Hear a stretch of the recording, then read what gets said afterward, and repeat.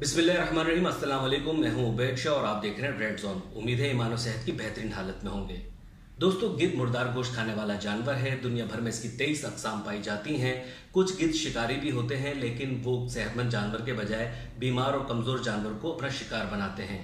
गिद्ध के पर बहुत बड़े होते हैं, स्याह चमकदार होते हैं। यही वजह है कि वो बिना जोर लगाए बुलंद परवास करता है। इसकी निगाहें औकाब की तरह तेज होती हैं। चोंच तो इतनी सख्त होती है कि मुर्दार की हड्डियां तक तोड़ दे। सूंघने की सलाहियत तो बाकमाल होती है। जितनी बुलंदी पर भी हो, मुर्दार की बू आते ही इसके झुंड के झुंड मुर्दार पर टूट पड़ते हैं और मिनटों में उसको चट कर जाते हैं। माहिर हैवानियात के मुताबिक इस वक्त गिद्ध की नस्ल बाज़ नस्लें मादूम हो चुकी हैं और गिद्ध की नस्ल को इस वक्त सख्त खतरात लाहक हैं। पाकिस्तान में गिद्ध की 8 अक़साम पाई जाती हैं, जिनमें से 6 अक़साम सिर्फ थर में पाई जाती हैं। लंबी गर्दन वाला गिद्ध सिर्फ थर में पाया जाता है। लंबी गर्दन वाले गिद्ध से मेरी मुराद सिंध की एक मखसूस सियासी जमात हरगिज़ नहीं है। मैं इस वक्त सिर्फ गिद्ध की ही बात कर रहा हूँ। माहिर हैवानियात के मुताबिक टेक्लोफेनिक सोडियम दवाई की वजह से इन गिद्धों की नस्ल तेज़ी से ख़त्म होती जा रही है। टेक्लोफेनिक सोडियम दवा पालतू जानवरों को दी जाती है, जो कि उनके दर्द को कम करने के काम आती है।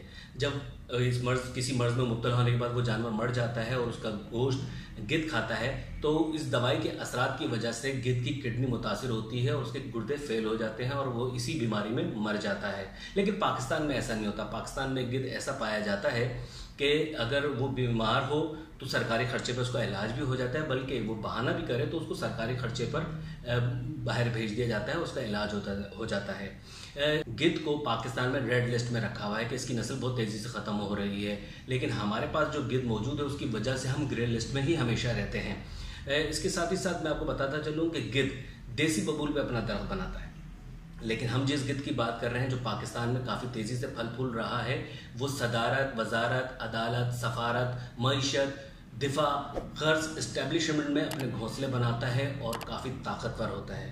इसके अपने परों को लहरा कर, अपनी चोंच दिखाकर और अपनी तेज़ निगाहों की वजह से ये अपने आप को औकाब या शाहीन कहता है, लेकिन दर हकीकत ये फितरतन गिद्ध ही होता है जो मुर्दार खाता है। इसके गिद्ध की एक बात ये भी मैं आपको बताता चलूँ कि ये मुर्दार खाने के बाद कहीं पर भी चले जाए, अफजाइशी नस्ल के लिए अपने आबाई इलाके आता है।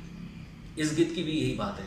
ये मुर्दार खाने के बाद या रिटायरमेंट के बाद दुबई, अमेरिका, बरतानिया, यूरोप कहीं पे भी चला जाए, लेकिन अफजाइशी नस्ल के लिए अपने मुल्क ज़रूर आता है, अपने वतन ज़रूर लौटता है और अपनी नस्ल की आबियारी के लिए यहाँ पर आना जाना उसका लगा रहता है।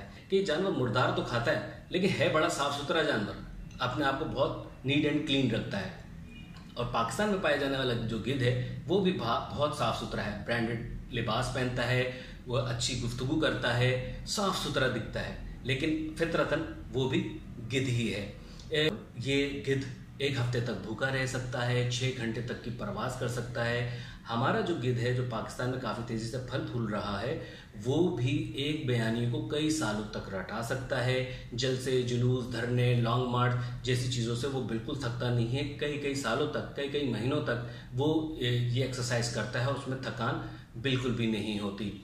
माहिर हैवानियात ये भी कहते हैं कि जनाब, अगर गिद्ध को आज़ाद रखा जाए तो वो 38 साल जीता है और अगर उसको कैद कर लिया जाए तो इसकी उम्र 42 साल से ज़्यादा नहीं होती।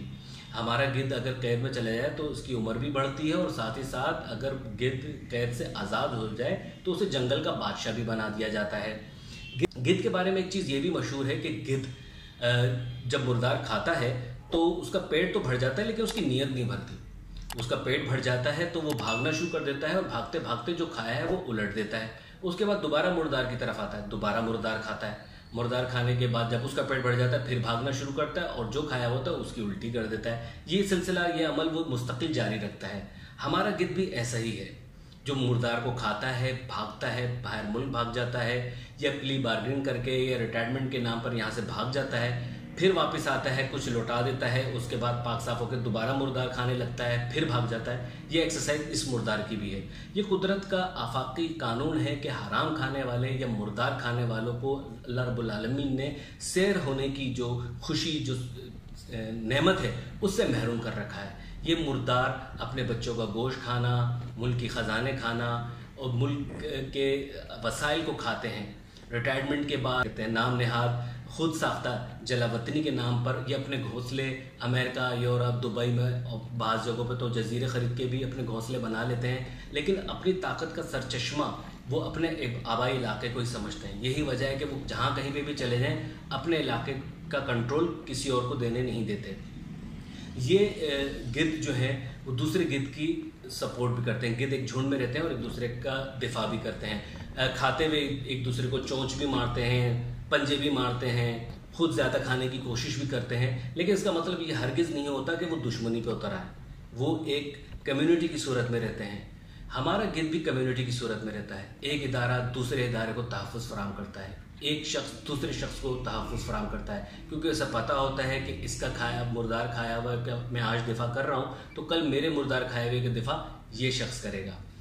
अगर आप इन गिद्धों का निशाना नहीं बनना चाहते, इन गिद्धों की खुराक नहीं बनना चाहते, तो लागर, कमज़ोर और ज़ईफ़ होने के बजाय ताकतवर बने, मुर्दार ना बने। इन गिद्धों को भगाने की सलाहियत पैदा करें। ये अगर इनमें से कुछ गिद्ध, जैसे कि मैंने आपको बताया कि शिकारी भी होते हैं, वो भी आप पर उस वक्त तक हमला नहीं करेंगे जब तक उनको यकीन न हो जाए कि आप मुर्दार हो चुके हैं या इतने कमज़ोर हो चुके हैं कि आप इनको भगाने की, उड़ाने की कोशिश भी नहीं कर सकेंगे। अपने जिस्म की ताकत को, अपने जहन की सलाहियतों को, अपनी आँखों को, अपने शऊर को बेदार रखें और इन गिद्धों से महफूज रहें। शुक्रिया।